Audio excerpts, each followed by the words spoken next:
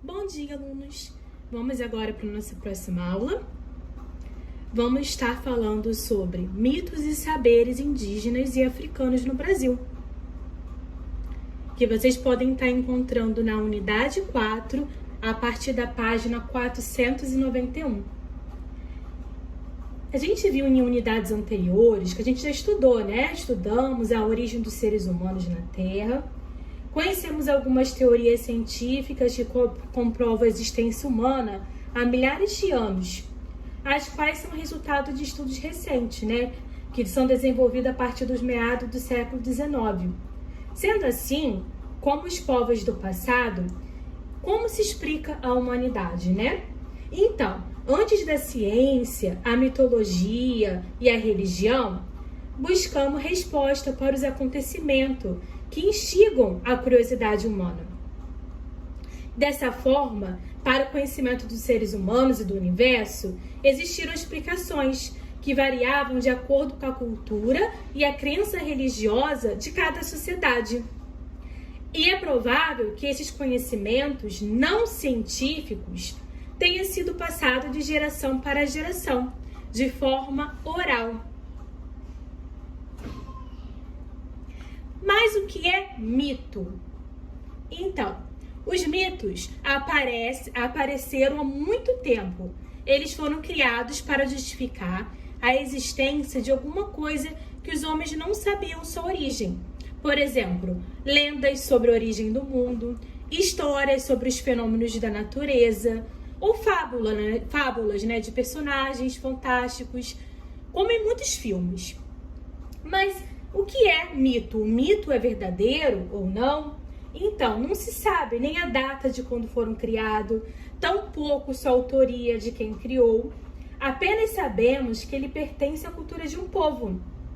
E o mito são narrativas históricas fantásticas, em que animais, plantas e até mesmo objetos ganham vida, na tentativa de explicar situações incompreensíveis dos seres humanos.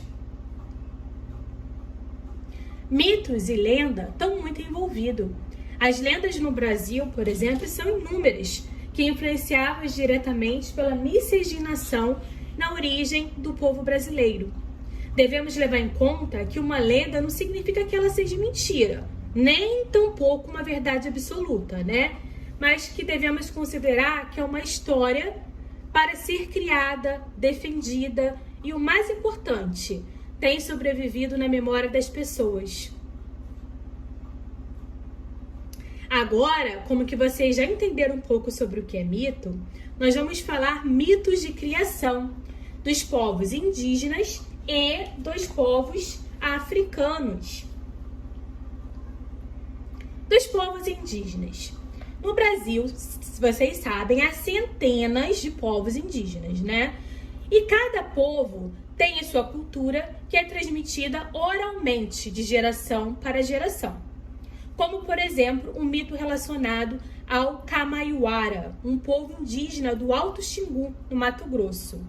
Vou falar um pouquinho do mito que está escrito ali. A cosmologia alto-xinguana explica que o demiurgo, não se pronunciar se vai estar certo, Maputù-Sinimin, uma entidade que simboliza o princípio, organizador do universo. Ele entalhou os seres humanos em madeira e deu a vida a eles soprando fumaça. Assim foram criadas as primeiras mulheres, entre elas a mãe dos gêmeos Sol e Lua, que serviram de modelo para esculpir os seres humanos. Depois eu paro ali, depois eu vou consertar.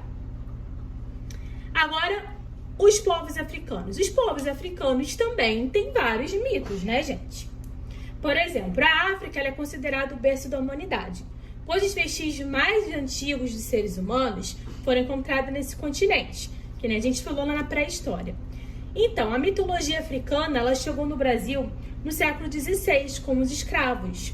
E essa cultura, ela se baseia-se muito também ao culto aos orixás, às entidades que correspondem a forças de natureza, como a água, o vento e o trovão. Para eles, o deus supremo deles, o Olorum, foi quem criou o mundo das águas, o mundo das terras e seus respectivos filhos aquáticos e terrestres, ou seja, os animais e as plantas. Agora vamos falar um pouquinho da religiosidade africana. A prática das religiões africanas eram extremamente proibidas no Brasil. Eram consideradas bruxaria. A Igreja Católica ela fazia questão de pregar apenas o culto cristão. Por isso, cultuavam suas divindades secretamente. Identificavam suas divindades com o nome de santos católicos. Gente, então, nós sabemos que os índios já estavam aqui no Brasil, certo? Que veio através do Estreito de Bering, desde a pré-história. Os africanos vão chegar como aqui? Eles vão chegar no período depois que houve as grandes navegações, que os portugueses vão chegar aqui no Brasil. E com isso, eles vão vir com várias ideias de conquistar novos territórios, certo? De buscar especiarias nas Índias e vai acabar chegando no Brasil. E dentro dessas navegações, né, vão vir com eles jesuítas. Por quê? Porque Portugal, a Europa, eles seguiam religião católica. E esses jesuítas vão vir com a intenção de catequizar. E depois que eles estiverem aqui no Brasil, quando for vir as plantações de cana-de-açúcar, eles vão precisar o quê? De pessoas para trabalharem. Daí vão começar a trazer os escravos africanos para o Brasil. E os escravos vão vir de vários países diferentes da África, com culturas diferentes, com idiomas diferentes. E quando eles chegarem aqui, vai ser exposto para eles a religião católica. Então, a gente podemos dizer que... Lembra que eu falei com isso até com vocês na sala? Etnocentrismo. Por quê? A igreja vai propor que a religião certa, que o dogma certo a ser seguido é a religião católica, e não respeitando a cultura e nem a religião africana. Então, para os seguidores dessa religião africana, eles vão praticar como se fosse o sincretismo religioso, pois então, eles vão começar a usar as imagens dos santos católicos para associá-los aos deuses da sua religião. E a cultura africana dos antepassados, ela era baseada aqui nos cultos orixás, as entidades que correspondiam à força da natureza, como água, vento e trovão. E para eles poderem estar praticando a religião deles, eles vão associar aos santos católicos, aos seus deuses, né? Aos seus, não sei agora, orixás, né? Por exemplo, São Jorge como Ogum, Santa Bárbara e Iansã. Então, essa relação entre santo católico e as entidades do candomblé foi uma forma que os escravos africanos fizeram, né? Eles viram uma forma que eles encontraram para que os senhores de engenho não vissem o que eles ainda estavam seguindo, realizando os seus rituais, e não perseguissem eles. Saberes dos povos indígenas. Os povos indígenas brasileiros são considerados originários ou nativos, né? Podem ser chamados assim também. Conforme a teoria mais aceita, que foi a teoria do Estreito de Bering, que a gente já falou, esses primeiros grupos vieram através dele. Lá, observa no mapa. Aqui eles estão caminhando, né? Vieram aqui da África, foram para a Europa, Ásia, Oceania aqui, e atravessaram aqui o Estreito até chegar na América. Entre esses povos tiveram os maias, os tecas e os incas, que foram os mais famosos, mas no Brasil também, que depois vai ser chamado de índios, né? Tá, os povos indígenas no Brasil, o atual território do Brasil, começou a ser povoado há mais de 10 mil anos. E eles, no início, eram nômades, coletores e caçadores. Eles fabricavam tecidos de pedra e pintavam desenhos em rochas. Aí também acabaram formando sambaquis, que a gente já falou que era sambaquis, né? Aqueles montes de conchas, porque eles também passaram a morar próximos ao litoral. E daí eles passaram também a ser sedentários, a ter moradia fixa e usar da agricultura, objetos de cerâmica, tudo que a gente já falou nas aulas passadas. E eles passaram a migrar para outras regiões, como para a Amazônia, né? Que até hoje tem algumas tribos indígenas lá. Os primeiros habitantes da América, os índios, também conhecidos como ameríndio ou nativo americano, são nomes dados a eles, né? Então, antes da chegada dos europeus, acreditava que existiam mais de 6 milhões de índios e mais de 1.200 línguas diferentes. E eles se organizavam em tribos nas terras que hoje é o Brasil.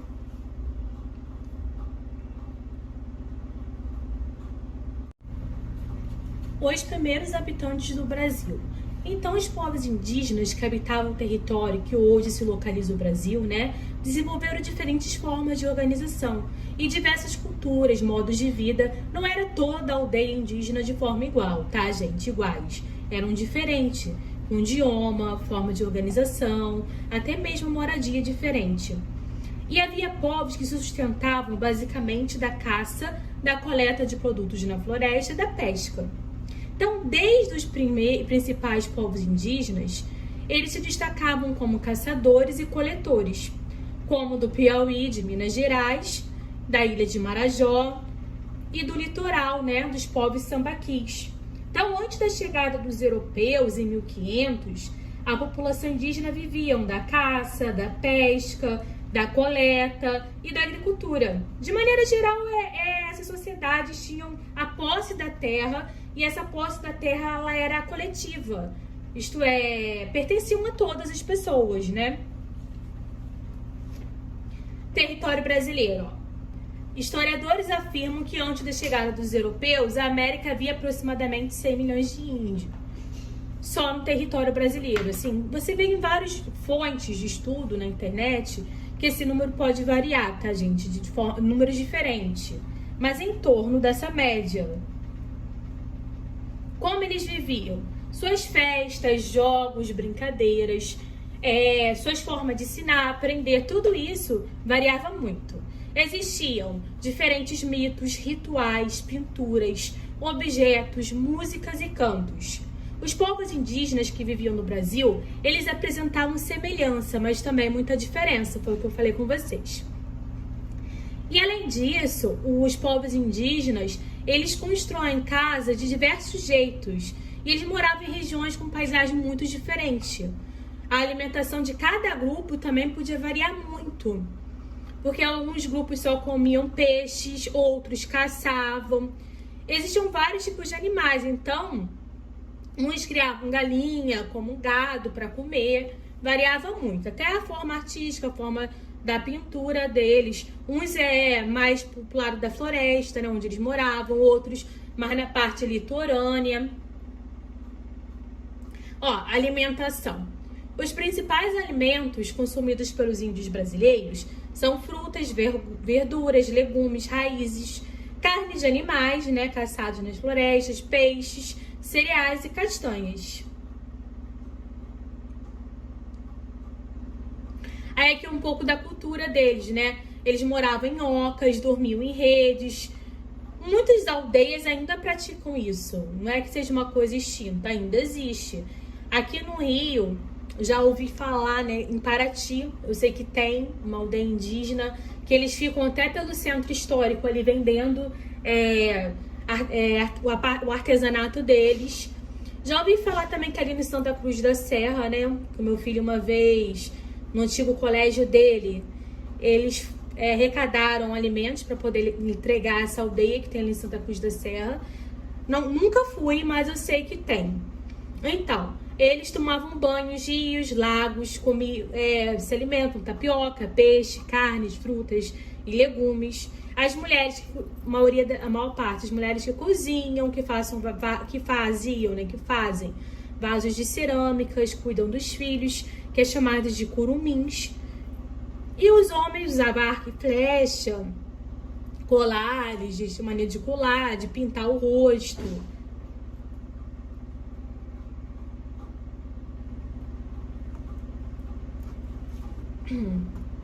Ó, habitações indígenas.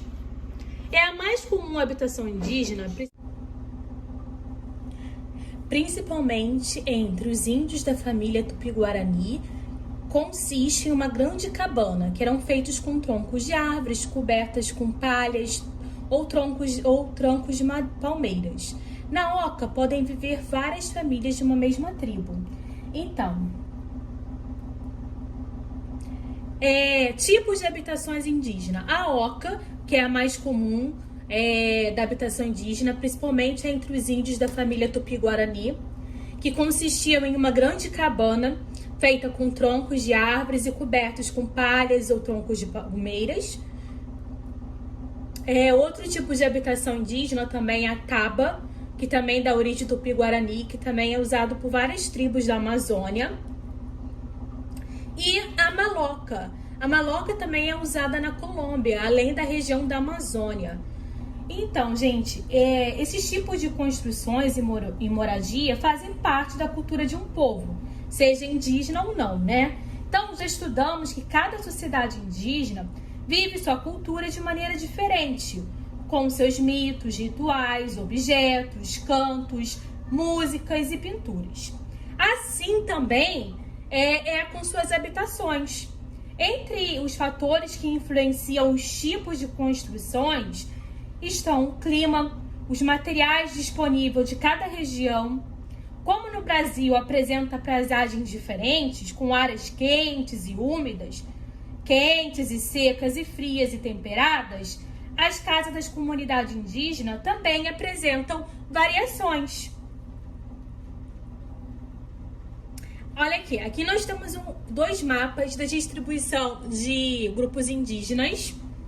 O primeiro é um mapa antigo, né? Nesse mapa mostra que havia em torno de 1500, havia mais de 6 milhões de indígenas.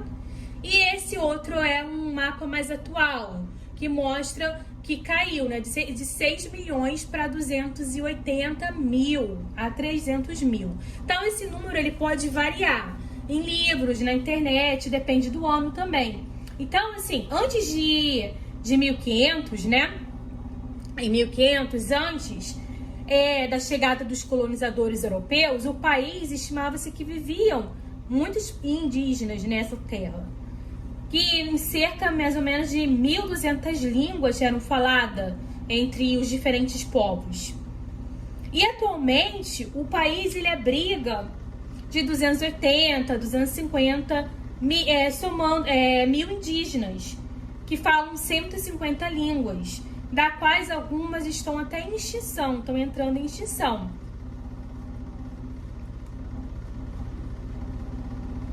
Então, gente, aqueles que um dia foram donos das terras, hoje são muitas vezes tratados como intrusos. Então, a ocupação do território pelos portugueses no século XVI dá início a uma difícil luta dos povos indígenas para preservar o seu território e sua cultura. Deixo com vocês essa palavra uma palavra para vocês pensarem um pouquinho, né, da questão das tribos indígenas no nosso país. Agora, vamos estar falando sobre os saberes dos povos africanos no Brasil. Então, a partir do século XVI, houve a exploração da mão de obra escrava, grupos de pessoas vindas da África. Chamamos essas pessoas de quê? De escravizadas. Por quê? Porque em sua cidade natal poderiam ser livres ou não. Porque a própria África, o próprio continente africano, tinham regiões lá que também escravizavam os seus habitantes. Pessoas que eles eram, como fala, recolhidos em guerras, né, por tribos rivais, ou pessoas mais pobres. Essas pessoas eram escravizadas na África. Só que não da forma como os europeus fizeram. Então, os europeus passaram a ir lá na África e trazer escravos para o Brasil, para trabalhar nas terras brasileiras.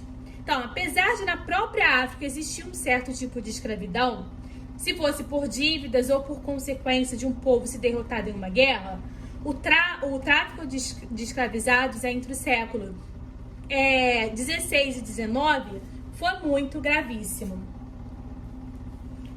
Então, gente, muitos séculos então, antes da chegada dos brancos, dos europeus, a África, ela tinha reinos, impérios negros, né, que praticavam o escravismo, mas, como eu disse, não dessa mesma forma.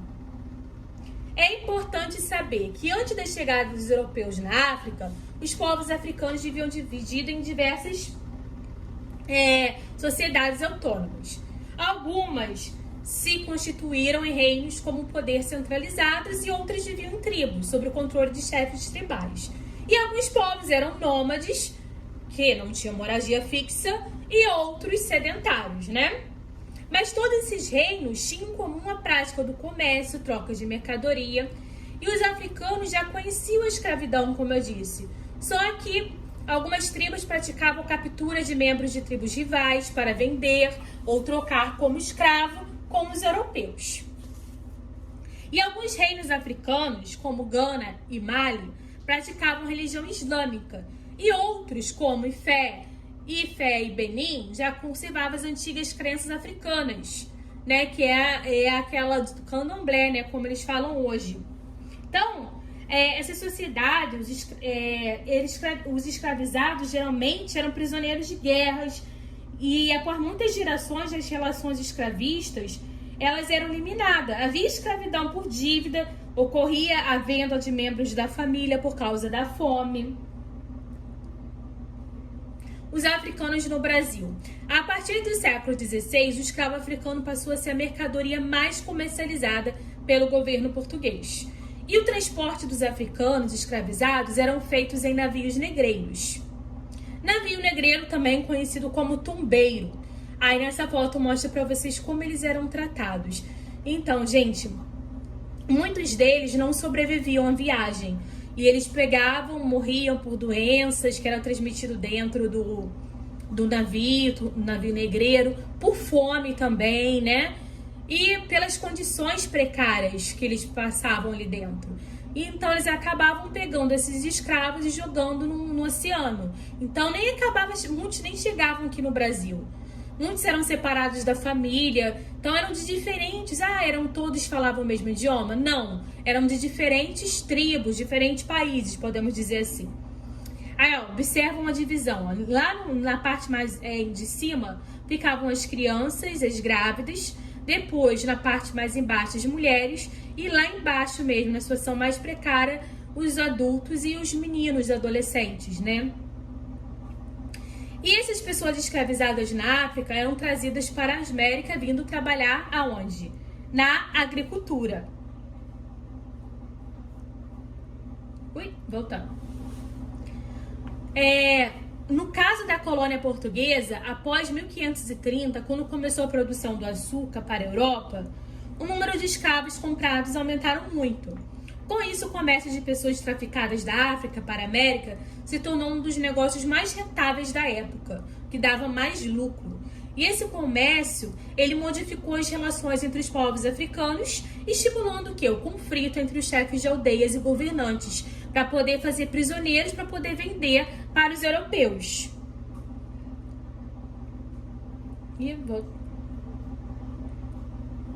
Diáspora africana. Então, o mundo africano até o século XVIII pode ser dividido entre o rural, o urbano, e houve o processo de escravidão, né? Então, gente, os portugueses, eles passaram a ter contato com esses povos da África. E por meio dessas viagens que eles realizaram, foram responsáveis pelo quê? Pela diáspora africana. Por quê? Com tudo isso, acabou ocasionando também a introdução de alimentos, de animais e plantas no nosso país. Aqui, diáspora africana. A diáspora africana acabou ocasionando a introdução de alguns animais, plantas no Brasil. A galinha de Angola, por exemplo, ela ganhou esse nome porque ela veio da Angola. Foi trazida, né? Trouxeram um período também, desse período para o Brasil. O café, mais tarde vai ser trazido para o Brasil da África. Banana, o iame. E a feijoada, gente. A feijoada, ela tem toda uma história, né? Ela é uma comida típica dos escravos. Por quê? Os escravos, eles acabavam ficando com o resto da carne, aquele pé do porco, aquela orelha, aqueles restos que os senhores não queriam mais. E com isso, eles criaram, junto com o feijão, né, que é uma comida típica deles, eles criaram a feijoada aqui no Brasil, a famosa feijoada que agora todo mundo ama, né? E outras comidas também, né, gente? Falam cuscuz, canjica, vatapá, outras comidas vieram também da África. Ó, a escravidão no Brasil do século XVI ao XIX. No início, então, eles vieram, né, para a produção de açúcar. No século XVI, os portugueses traziam esses negros, utilizavam eles como mão de obra nos engenhos de açúcar lá no Nordeste. Esse transporte era feito para o Brasil através dos porões dos navios negreiros, que eles eram amontoados, sem condições humanas, muitos morriam antes de chegar no Brasil, como eu disse. E esses escravos não eram tratados de forma assim, passivas. Eles trabalhavam muito no sol, recebiam apenas trapos de roupa, uma alimentação de péssima qualidade. Passavam as noites nas senzalas, que era tipo um galpão escuro, úmido, com pouca higiene. E eles também, por que eles ficavam nessa senzala? Para poder, acorrentados, para poder não haver fugas deles.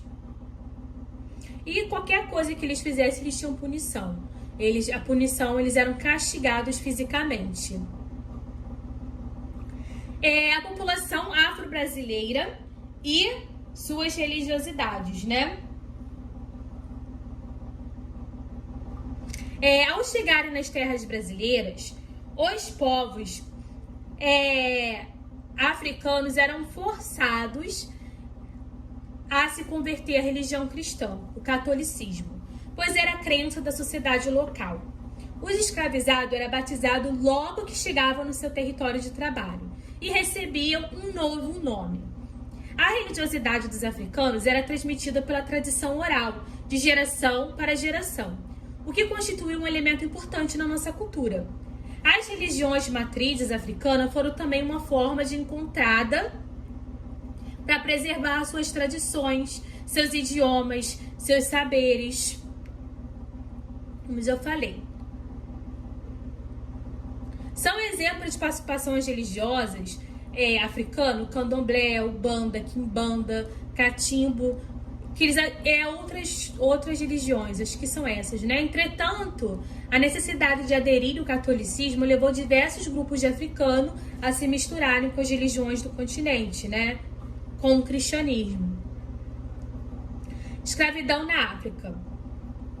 As pessoas se tornavam escravizadas na África principalmente por guerras, como eu disse, ou por dívidas, ou por negócio lucrativo, tanto para os africanos escravizados, quanto para os europeus que traficavam os escravos. Gente, muitos escravos, eles fingiam aceitar também essa conversão, né? Por quê? Eles praticavam uma religião que recebeu contornos do secretismo religioso, pois eles usavam a imagem dos santos que era associada aos deuses de sua religião. E a Constituição de 1988 vai passar a garantir mais o direito de ter uma crença, de praticar essa crença. Aí, origem dos quilombos. O que é quilombos, né? Então, o fato dos africanos serem trazidos para o Brasil em uma migração forçada não significava que eles aceitavam passivamente as condições de escravizado. Muitos fugiam para a mata e nessas fugas eles organizaram os quilombos, que eram locais de refúgio para os africanos, de seus descendentes brasileiros, que vão surgir no século XVI. Os quilombos surgiram como uma forma de resistência à escravidão, por toda a parte onde havia escravos. No Brasil, os primeiros quilombos surgiram desde o período colonial, quando o país era colônia de Portugal. E o trabalho escravo africano foi usado como mão de obra compulsória nas lavouras de cana, como eu falei. Então, gente, nessas comunidades eram realizadas diversas atividades, como agricultura, extrativismo, criação de animais, exploração de minério, e eram locais onde os africanos podiam manter viva as suas tradições, seus costumes, suas línguas, suas religiosidades. E o quilombo mais conhecido foi o Quilombo dos Palmares, que surgiu no século 17 e só foi exterminado em 1694. E ocupava um espaço territorial de aproximadamente 27 mil quilômetros quadrados, relativo aos atuais estados de Alagoas, Pernambuco, Sergipe e Bahia. Então, os relatos que a população quilombola chegava a estimular 20 mil habitantes. Tais números chegam perto de explicar o impacto que o Palmares causou. A existência do tamanho do foco, né? Para vencer o quilombo era muito difícil e os senhores nem sabiam direito aonde era a sua localidade. E mesmo depois de derrotado, ele continuou a existir como um fantasma. Era constante o medo de algum outro quilombo fosse atingir as proporções e as semelhanças de Palmares.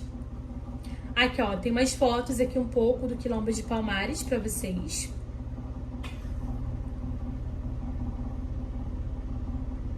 Então, gente, a partir de 88, né, inicia-se movimentos sociais que vão empreenderam, né, várias ações para regulamentar a situação dessas comunidades. E é isso. Nós falamos então, terminamos aqui falando sobre os quilombos e até a próxima aula.